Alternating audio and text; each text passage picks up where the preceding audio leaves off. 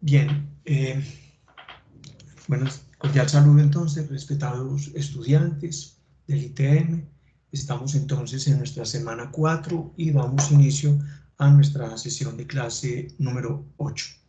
Muy bien, esta sesión la vamos a centrar en el ciclo de la información para tener claridad acerca de cómo es que se entiende, cómo funciona y cómo es un movimiento perpetuo este concepto que tanto está adquiriendo importancia hoy en día, porque de aquí se está desprendiendo absolutamente todos los procesos y todos los elementos que le están permitiendo pues a las diferentes sociedades adquirir una mayor o una menor comprensión de todos los efectos y de todas las posibilidades que se le están ofreciendo y brindando para interactuar efectivamente en el mundo y ser insertos e inmersos, ¿cierto?, en un mundo cada vez más cambiante y cada vez con mayores posibilidades pues dentro de este cuento del manejo de la información. Inicialmente, como lo mencionamos en la pirámide del conocimiento, la información es entonces ese conjunto de datos que ya fueron procesados, recordando que los datos pues es cualquier elemento que nos ayude y que nos permita entonces capturar alguna base, es digamos la base de todo el elemento pues piramidal dentro de la concepción de la pirámide del conocimiento. Entonces ahora la información pues ya es ¿cierto? Son todos procesados, ordenados para efectivamente pues adquirir la comprensión necesaria con el fin y un propósito específico, y es brindar y adquirir un nuevo conocimiento sobre un determinado asunto, sobre una materia, un fenómeno. No solamente hablamos en términos de personas, hablamos en términos también de sistemas, ¿cierto? Para poder adquirir entonces, captar y tomar elementos de valor que los lleven entonces mediante un proceso de comprensión netamente cerebral, ¿cierto?, del pensamiento, para llevarlo entonces a tomar unas decisiones sobre un asunto determinado. La palabra pues proviene del latín informationis, ¿cierto?, que significa acción o efecto de informar. La importancia radica entonces efectivamente en que la información es ese elemento, ¿cierto?, que nos va a llevar a tomar soluciones, a tomar decisiones. Con ello pues entonces podemos solucionar entonces problemas, con ello podemos entonces elegir las alternativas que mejor se adapten a nuestras necesidades. Es decir, tenemos un abanico de posibilidades. Los datos nos brindan la información que nuestro cerebro procesa y que a su vez en nuestro cerebro se determinan y se eligen, ¿cierto?, en cuáles son, en teoría, las mejores opciones que vamos a requerir para tomar las mejores decisiones y tomar el camino, pues, que se diría el camino adecuado. Allí es el aprovechamiento que se haga de esa información, es decir, cuanta más información se pudiera tener de un suceso, de un hecho, de un acto, podríamos entonces pensar que esto se llevaría entonces a una mayor entonces comprensión. Permítame entonces, compartimos entonces esta pantalla y vamos a tomar entonces, ¿cierto?, a retomar estos elementos. Entonces, ahora sí, la información son los datos procesados, ¿cierto? La importancia es entonces que con esa base, ¿cierto?, podamos solucionar pues los problemas, tomar decisiones y determinar entonces alternativas. Ese es como la esencia de la información, ¿cierto?, como llevar a esa posibilidad de decidir cosas para tomar entonces como base racional del conocimiento. Eso es tal vez lo más importante y obviamente pues es la consecuencia de la información suficiente y necesaria sobre cualquier evento, suceso, hecho, acto, ¿cierto? Es la posibilidad de cambiar el conocimiento que un individuo o un sistema manejan con respecto a un fenómeno, ¿cierto? Esto definitivamente influye en las acciones, en las actitudes y en las decisiones que se tomen a partir de esa nueva información, es decir, van conformando como una especie de ciclo, muchachos, ¿cierto? Entonces uno a partir de los datos captura la información, la procesa, toma las decisiones y esas decisiones van a influir directamente en las decisiones que tomamos, en las actitudes que tomamos, y lo mismo, esto vale tanto para las personas como para las organizaciones. los estados y todo el conjunto de la sociedad. Es una permanente realimentación, es un ciclo ad infinitum, ¿cierto? Del cual entonces capturamos, procesamos, conocemos, decidimos, y esas decisiones llevan a nuevos datos, y esos datos llevan a nuevas informaciones, y esas nuevas informaciones a nuevo conocimiento, y ese nuevo conocimiento genera entonces otra vez el elemento de sabiduría. Esto, por ejemplo, ¿cierto? Si uno, como el ejemplo que se pone acá, ¿cierto? Si nos vamos a informar pues, sobre el estado del tiempo es porque vamos a tomar decisiones. Si va a llover, lo mejor pues, va a ser efectivamente salir con un paraguas. Si el clima está muy soleado, muy fuerte, mucha gente pues necesitamos o requerimos de un paraguas también para protegernos del sol. ¿Sí ves? Entonces, cuanta mayor y mejor información se tiene, más preciso es la consecuencia y la solución, la actitud que vamos a asumir frente a esa información, ¿cierto? Entonces, esto es un poquito ahí como contradictorio porque hoy en día es exagerado absolutamente el volumen de información que está llegando permanentemente a todos los elementos, dispositivos, medios, entornos, de los cuales pues nutrimos y nos nutrimos frente a la realidad. Entonces la realidad está hipermediada, hiperinformada y por lo tanto, entonces la carencia y el exceso de información van llevando a distorsiones de la realidad que van generando entonces unas actitudes y unos cambios sociales permeados por esa carencia o ausencia que van a llevar entonces a tomar decisiones no las mejores, ¿cierto? Uno a veces piensa en las situaciones políticas, en las situaciones sociales y en las situaciones entonces donde esto es una realidad que constantemente pues están enfrentando las sociedades. Entonces es importante, ¿cierto?, tener una medida exacta e igual, ¿cierto?, sobre qué tipo y la información que vamos a llevar, porque eso va a llevar nuevamente a decisiones que se van a tomar y esas decisiones van a afectar el conjunto de la sociedad. Algunas de las características, esto aplica también para el campo informático, ya lo veremos, ¿cierto? Entonces, algunas de las características, la información tiene que ser útil. Es decir, el cerebro en eso es muy inteligente, demasiado. Toma, para eso es el sueño, por ejemplo, ¿cierto? Como para hacer digerir todas las experiencias vividas en el transcurso de un día, ¿cierto? Entonces esas experiencias lo que llevan es efectivamente a que el cerebro se sobrecargue en la noche con el sueño. Él almacena esos recuerdos, esa memoria de lo que ha considerado como importante, valioso, que le represente algo de valor y que le signifique algo de utilidad para desprender y definitivamente eliminar eso que se vivió que es absolutamente irrelevante, ¿cierto?, para una persona, para su entorno. Entonces ese es el carácter de utilidad. Asimismo, ¿cierto?, en la información que estemos generando y que estemos procesando en todos los medios y en todo nuestro quehacer, entonces que la información tenga algo de utilidad. Esa sería entonces la primera herramienta. La segunda, que tenga una vigencia. ¿Y a qué se refiere la vigencia? Pues a que sea simplemente actual, es decir, que tenga un elemento que sea significativo, representativo y que a la persona en términos inmediatos le signifique efectivamente alguna cosa, ¿cierto? De nada sirve informarse si ayer llovió, ¿sí? Para ver pues qué consecuencias hubo, pero eso no tiene ninguna otra utilidad, por ejemplo, para ponerse un abrigo o para utilizar una bufanda, ¿cierto? Ahí no va a representar nada lo de la información sobre el día de ayer, en términos de tiempo, pero sí puede ser para irse formando una idea, ¿cierto?, de cómo se van a comportar a lo largo del periodo de tiempo, por ejemplo, para ir estableciendo modelaciones de fenómenos que son absolutamente pues, indispensables para los procesos de hoy en día. Y la información finalmente debe ser confiable, entonces, útil en la medida en que yo la utilice, vigente en la medida en que me preste el servicio en el momento que es, y debe ser además confiable. En la medida en que lo sea, se dispondrán de una serie de acciones efectivas para confirmarla. Confiable se refiere entonces a que lo que yo tengo y lo que yo recibo y lo que yo percibo, que se considere como lo que es y que yo crea en eso que es.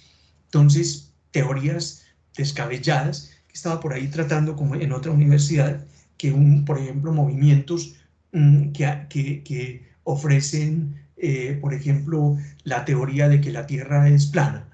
Estamos en el siglo XXI, año 2021, y todavía pues se han conformado, digamos, toda una teoría alrededor de que la Tierra es plana, que al confín de los polos lo que hay es un enorme muro de hielo, que porque él había un proyecto, una sombra plana sobre la Tierra, entonces que por eso es plana, que es una falsedad que el hombre fue a la luna, en fin, todas estas teorías, ¿cierto? Dan una base en teoría confiable y lleva a las personas, a muchas personas, en ignorancia o en pretendida ignorancia, a considerar y a creer que efectivamente la Tierra es plana. Esto le conviene a algunos, ¿cierto? Esa sensación de que todo es falso, de que todo es una conspiración, ¿cierto? Son a veces más teorías que realidades, ¿cierto? Entonces no es una pretensión exagerada decir, como mencionaba ahorita, que la ausencia de información, por ejemplo, en la Edad Media, ¿cierto? Que llevaba a la conclusión de que la Tierra era plana. Entonces, la ausencia de información llevaba a esa conclusión y esa es la conclusión, era válida en su momento y por ello entonces a Galileo Galilei casi lo condenan a la hoguera por afirmar no solo que era redonda, sino que giraba alrededor del Sol, ¿cierto? Gracias al movimiento y a los planteamientos de Nicolás Copérnico, esto acerca pues, de las observaciones en el planeta Júpiter con sus lunas, donde empieza a ver los movimientos reiterativos, repetitivos de las lunas de Júpiter. Entonces, atreverse a afirmar en esos años, ausencia de información, el telescopio apenas estaba arrancando, ¿cierto? Entonces, atreverse en esos años a afirmar cosas contrarias era pues definitivamente caer en la herejía. Pero hoy en día, estamos hablando de 500 años después, 400 años después, volver a afirmar a lanzar tales afirmaciones, definitivamente tiene que ser un cerebro o una persona que tiene unos intereses creados, particulares, personales, de dominio, de poder, de manipulación de mentes, o una mente, efectivamente, con un altísimo nivel de permeabilidad y que se deja entonces esto dominar o interesados en ser subyugados y llevados como borregos. Entonces miren ustedes los dos extremos y aplica para todas las teorías de los sistemas, las teorías de la información. Un sistema de información que implementé hace unos años de información de ingeniería, un centro de documentación técnica y esto, entonces había que describir al máximo detalle cada uno de los planos que componían la construcción del oleoducto. Entonces, 50.000 planos con tal nivel de detalle de información en los campos, en la base de datos para relacionarlo, lo que llevaba era a una exageración en la información. Entonces, una tabla, ¿cierto? Una interfaz de usuario con 30 campos para digitar, entonces lo que hacía era pues un poco no, muy engorroso el sistema de alimentación de esa base de datos. Y uno lo pensaba y hacía pues la sugerencia a los dueños, a los ingenieros dueños de la información, ¿cierto? Que esto no era bueno, que uno ¿cierto? Mientras más sencilla una interfaz, mejor, y en eso ustedes tienen el ejemplo, ¿cierto? Visible y palpable de esto, por ejemplo, Google, y eso ha sido una ley que se han llevado toda la vida, ¿cierto? Si ingresas al motor de búsqueda, de Google como tal, ¿cierto? Entonces te vas a encontrar con que esta es la interfaz, ¿cierto? Así sea el motor más robusto del mundo y con toda la base de datos más increíblemente enorme del mundo, la interfaz para los usuarios es esto que ves acá, ¿cierto? Entonces, búsquedas aproximativas, ¿cierto? Ya te llevan a la búsqueda, ¿cierto? Para ir completando mediante algoritmos inteligentes la información que requieres. Pero la interfaz como tal, que es esta, es la interfaz fácil, gráfica y la más sencilla. Y ellos eso se ha estudiado, ¿cierto? Porque este es el éxito, por ejemplo, de Google, que yo no tenga que ver ahí 400 campos de búsqueda para hallar lo que necesito, sino tener lo básico y con lo básico yo empezar a ubicar lo que necesito, ¿cierto? Y encontrar entonces todas las coincidencias, además de la velocidad en milésimas de segundo, ¿cierto? En centésimas de segundo, llevar entonces a una serie de resultados, que es eso lo que se pretende y es allá a lo que se quiere llegar. Todos los sistemas de información, entonces, esa es una de las pretensiones. Eso lleva a un alto nivel de confiabilidad y esa es la vigencia y la utilidad de un motor, por ejemplo, como Google. Entonces, ojalá y todos los sistemas, por ejemplo, que uno construya en una organización tuvieran pues ese nivel de sencillez y de facilidad en llevar. Sabemos que no es posible, pero no podemos irnos al otro extremo, como en el caso en el que les comentaba, donde entonces llegamos a tal nivel de detalle, de indexación de toda esa información, que lo que hicimos fue el centro de documentación técnica, volver el software engorroso, pesado y difícil de manejar, ¿cierto? Porque no tenía estos niveles de confiabilidad. Queremos entonces aclarar también que hay algunos tipos de información, esto pues son apenas algunos. Por ejemplo, la información, ¿cierto?, de ad perpetuam, ¿cierto?, de información ad perpetuam o ad perpetuam rei memoriam, ¿cierto?, es una información que se hace para perpetuar el conocimiento, conservación y memoria. Entonces, por ejemplo, declaraciones que una persona hace de que ha vivido con otra, ¿cierto?, durante un tiempo determinado. Eso es un tipo de declaración de información ad perpetuam porque va a servir como insumo, por ejemplo, para un proceso de reconocimiento de compañero, cónyuge permanente y por lo tanto el reconocimiento en términos de pensión y salud y reconocimiento de los derechos que se adquieren. Entonces una persona hace una declaración ad perpetuam, por ejemplo, de convivencia con otra persona durante un tiempo determinado y eso ante un juez se tiene que respetar para las acciones judiciales posteriores, ¿cierto? Como un acto, como un hecho. Entonces ese es un tipo de información ad perpetuum. La información financiera, es encantador este punto porque es pues ese conjunto de datos que se refieren a la situación económica de una persona, una entidad, un mercado, un país, ¿cierto? Y que se reflejan efectivamente en el goodwill, en el estatus de reconocimiento pues, de la persona, entidad, país, ¿cierto? En su liquidez y en su solidez, ¿cierto? Y así se califica para establecer los parámetros para ver cómo le dan un crédito. Entonces, data crédito, por ejemplo, ¿cierto? Se refiere a la información financiera de las personas para calificar a esa persona.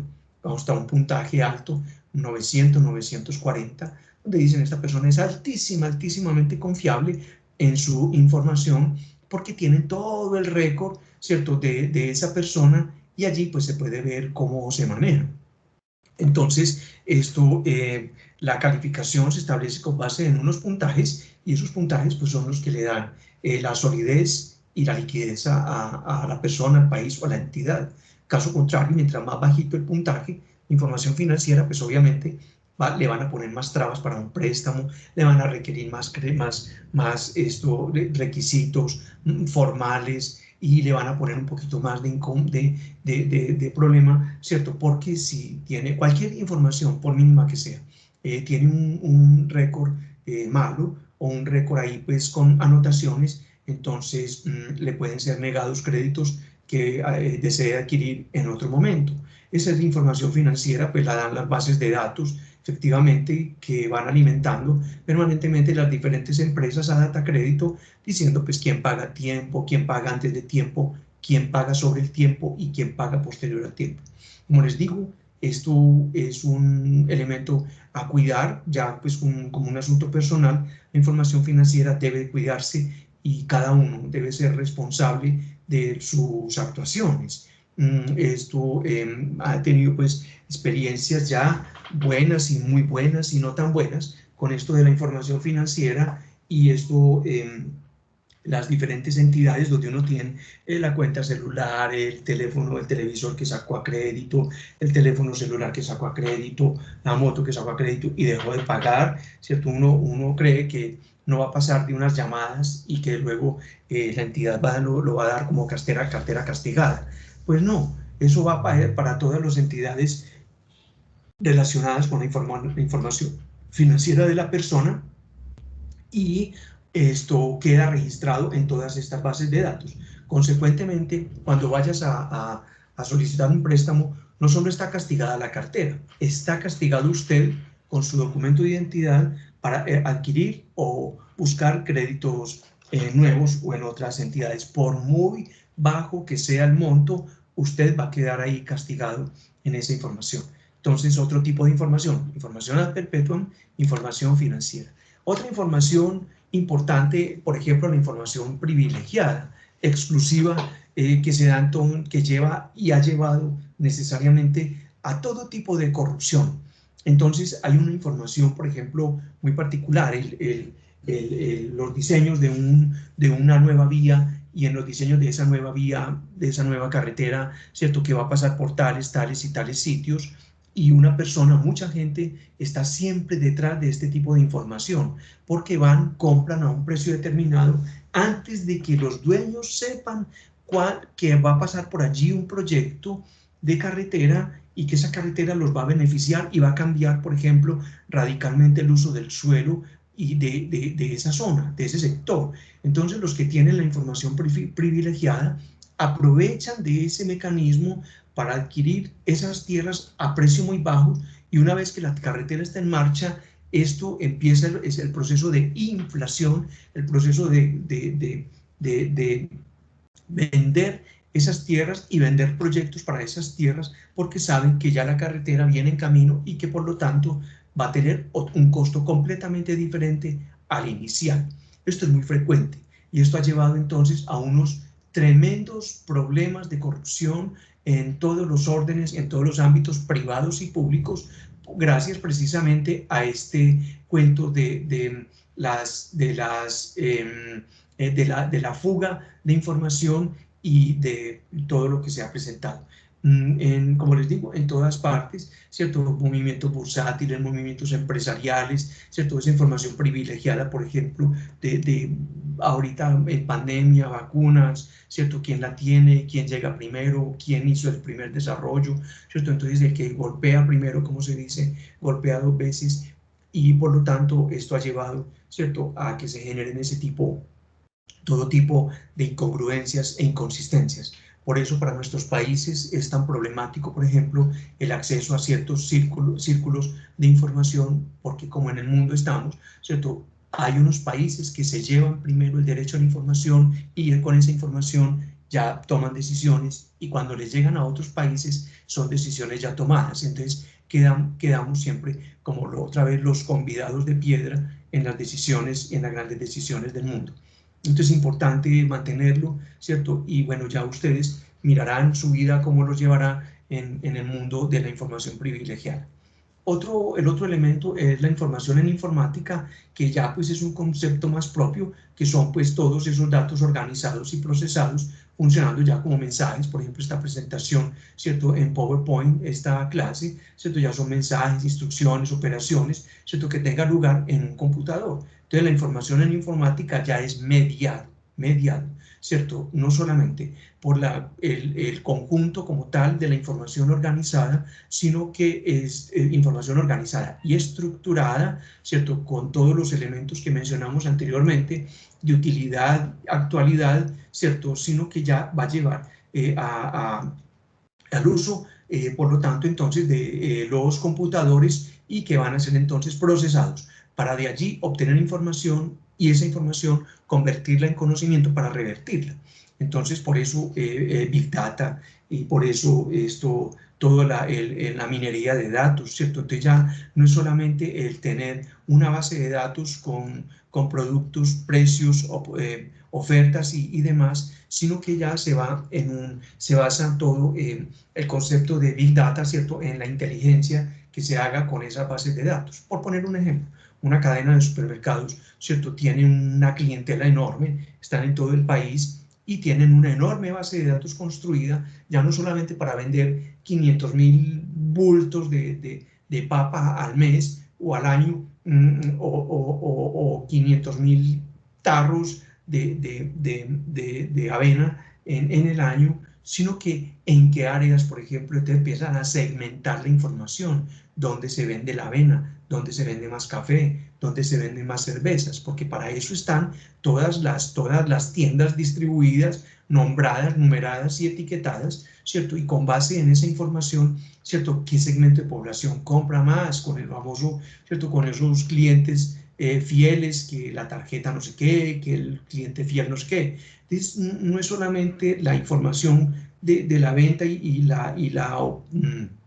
el descuento de 100 o 200 pesos que le van a dar a esa persona por ser cliente fiel en un producto, en un servicio que adquiera en esta cadena de supermercados, sino que esto va llevando a establecer unos parámetros de comportamiento de consumidor que lo que hacen es entonces generar expectativas, campañas, orientar el presupuesto, adquisición, productos, servicios, negociaciones que realice el supermercado, la cadena de supermercados con todos sus proveedores, ¿cierto? Entonces, un supermercado no compra 1.000.000 de kilos de papa si sabe que está vendiendo 500.000, ¿cierto? Entonces, presupuestan y tienen toda la proyección efectivamente con base en esta Big Data.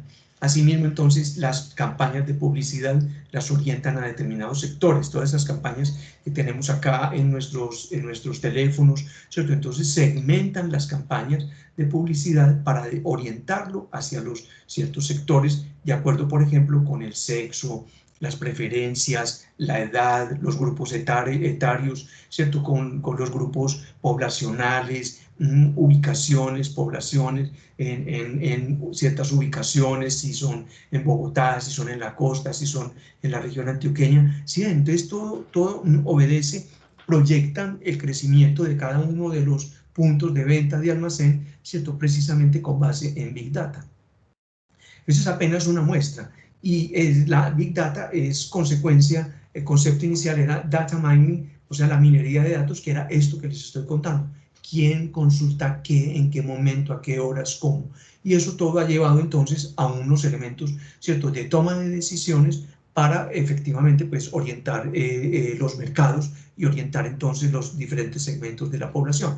Estos son apenas entonces cuatro tipos de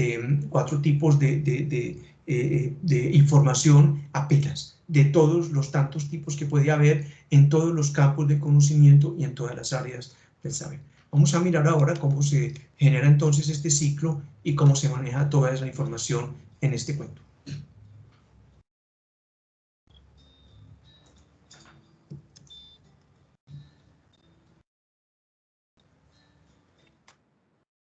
Perdón.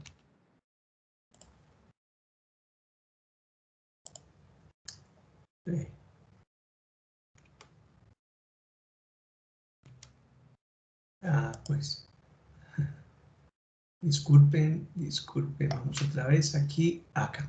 Entonces vamos a mirar nuevamente el video.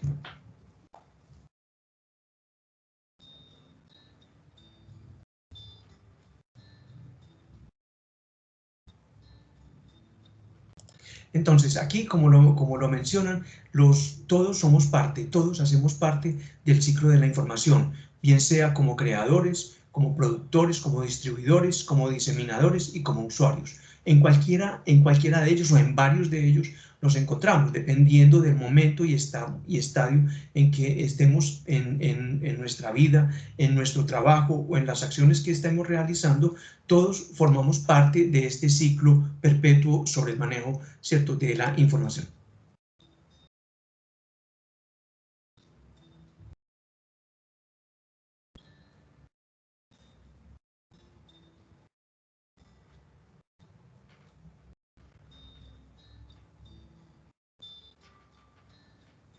Y este es importante, muchachos, en la medida en que hoy, gracias a la evolución de las tecnologías de información y comunicación, todos los agentes se comunican entre sí para la creación de productos. De alguna forma, todos podemos ser entonces creadores y generadores de productos de información. Ya no puedo decir de conocimiento ni de decisiones, pero por lo menos de algún nivel de información, ¿cierto? Y a la vez también nos podemos convertir en distribuidores y a su vez en creadores. Entonces es un ciclo permanente y continuo. Antes se consideraba lineal, ¿cierto? Unos producían, unos creaban, otros producían, otros distribuían y otros consumíamos. En general, las sociedades de hoy en día y las personas de hoy en día, todos tenemos entonces algún nivel de participación en cada uno de los ciclos de la información.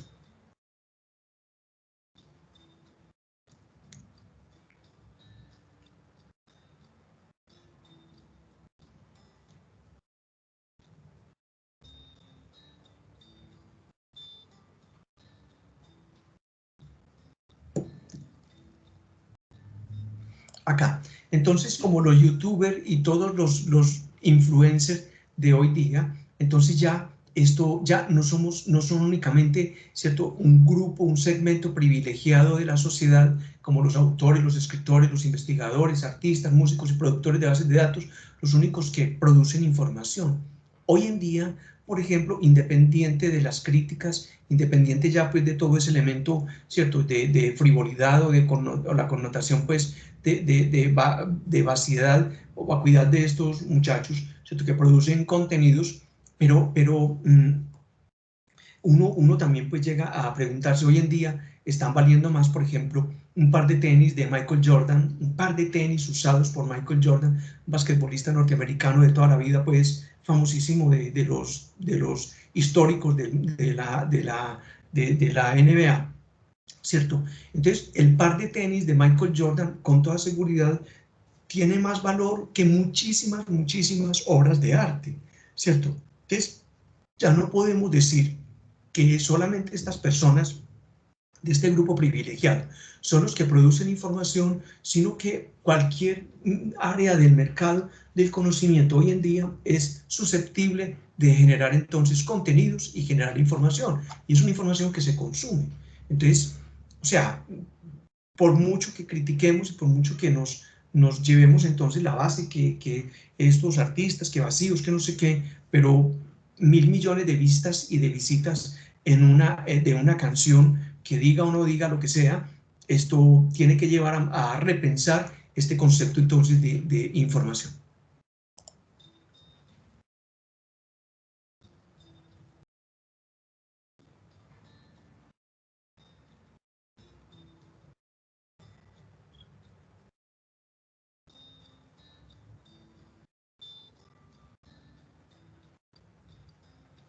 Ahora bien, dentro de los productos de información, entonces, mencionan acá pues, los libros, las revistas, bases de datos, páginas web, pinturas, etcétera, que todo forma parte pues como de un acervo, ¿cierto?, de unos centros de información pues intelectuales establecidos y con unos fines pues muy particulares y precisos. Pero insisto que dentro de los productos, ¿cierto?, está básicamente todo hoy en día, todo lo que se pueda y sea susceptible de comercializarse. Entonces ya no son solamente libros, revistas y CD, ¿cierto? Ya son videos, ya son audios, historias contadas, ¿cierto? Las bases de datos, pues por supuesto, los sitios web, las pinturas y todos esos otros productos que tengan entonces algún nivel de injerencia en el mercado para un grupo poblacional determinado.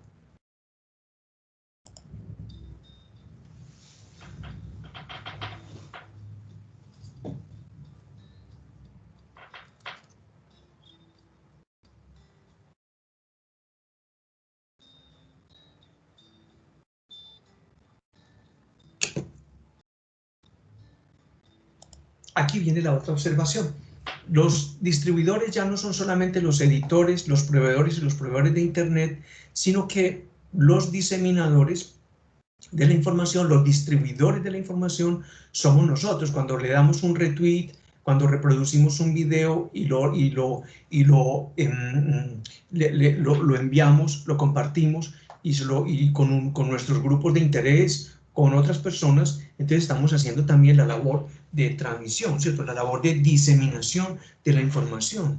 Y ahí es donde uno pues llama la atención, el cuidado, ¿cierto? El llamado a la responsabilidad, que no todo es susceptible de ser reenviado, que las cadenas, que todo este montón de situaciones que se están generando alrededor de la información, que a veces caemos ¿cierto? En la frivolidad y, sí, y lo compartimos sin siquiera mirar pues la validez de los contenidos. Entonces es una crítica, eso es de nunca acabar, ¿cierto? Antes a mucha gente le interesará mandarlo precisamente porque no es información real, ustedes saben, la famosa fake news, ¿cierto? Entonces todo eso ha formado parte de las personas. Es que el gran problema es, como lo mirábamos en esas estadísticas, es que somos hoy en día, antes eran unos cuantos los dueños de la información, hoy en día, gracias a Internet, estamos hablando de 4.000, 4.500 millones de usuarios y todos con las mismas posibilidades. Detrás de un teléfono, una tablet, un computador, una IP y una conexión a Internet podemos generar entonces cualquier cantidad de contenidos.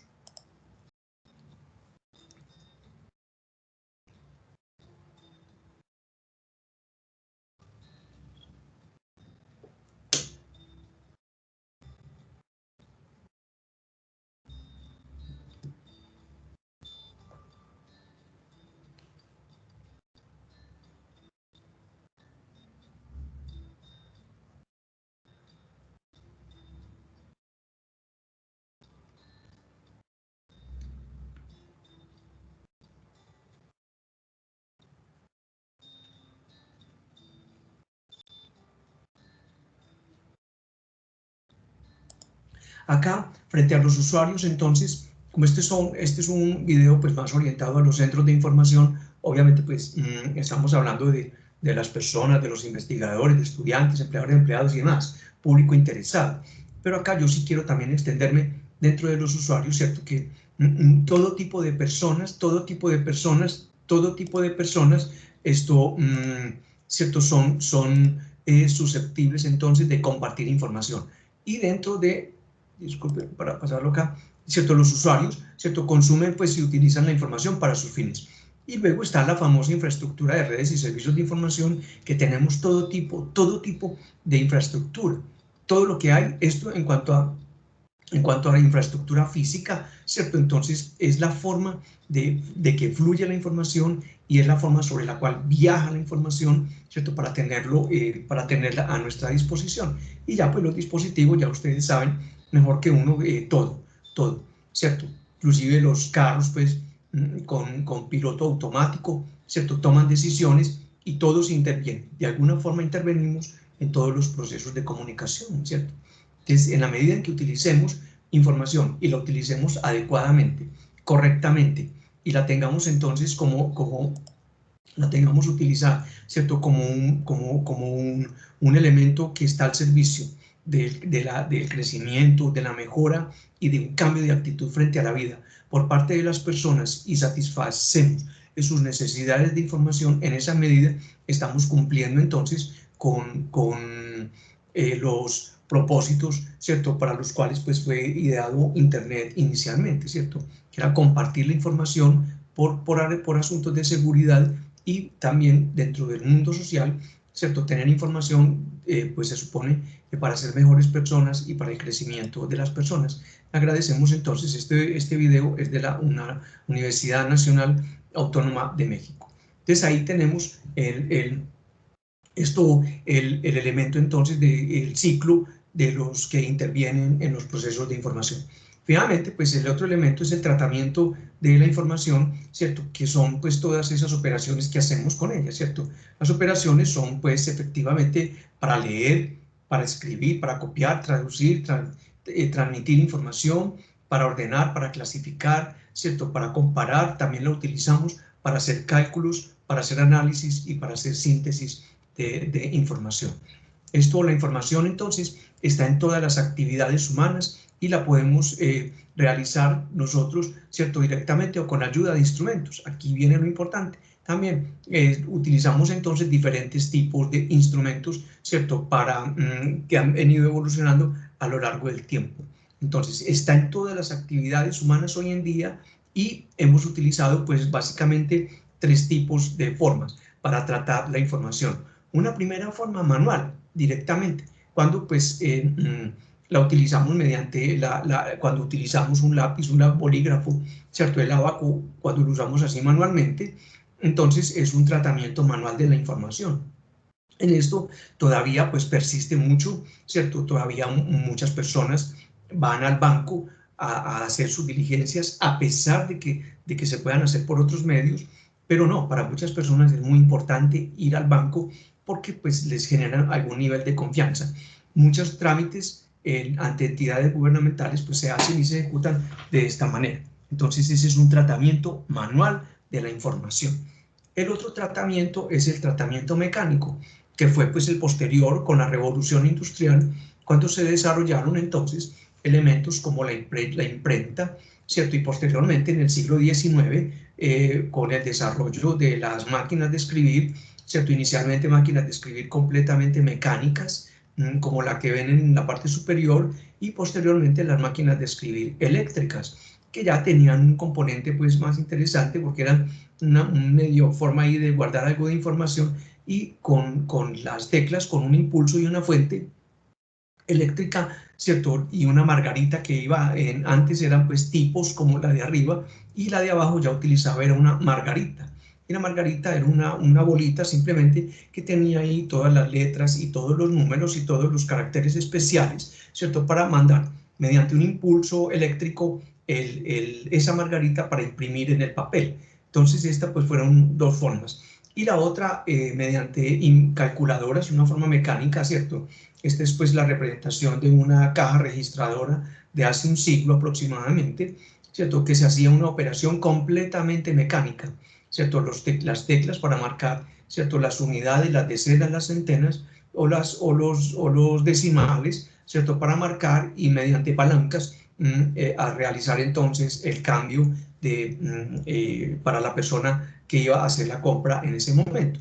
Entonces, tratamiento de la información entonces a lo largo del tiempo, manual, mecánico y finalmente el tratamiento pues ya automatizado, donde ya intervienen los elementos, el computador y todo lo que hay, entendiendo por computador cualquier elemento, cualquier dispositivo que nos sirva pegado entonces ya con un procesador y con unas operaciones aritméticas y lógicas, ¿cierto? Para distribuir y procesar la información siguiendo pues las instrucciones ya de un programa, ¿cierto? Entonces los computadores, a partir de ello, con ese tratamiento ya automatizado, desde mediados del siglo XX, ya tenemos entonces un concepto nuevo que es el concepto de la informática. Pues esa es la forma como se ha tratado y cómo se está tratando la información hoy en día, que es absolutamente llevado mediante sistemas de información. Nadie utiliza hoy en día una máquina de escribir, esto completamente desapareció del mercado, incluyendo las calculadoras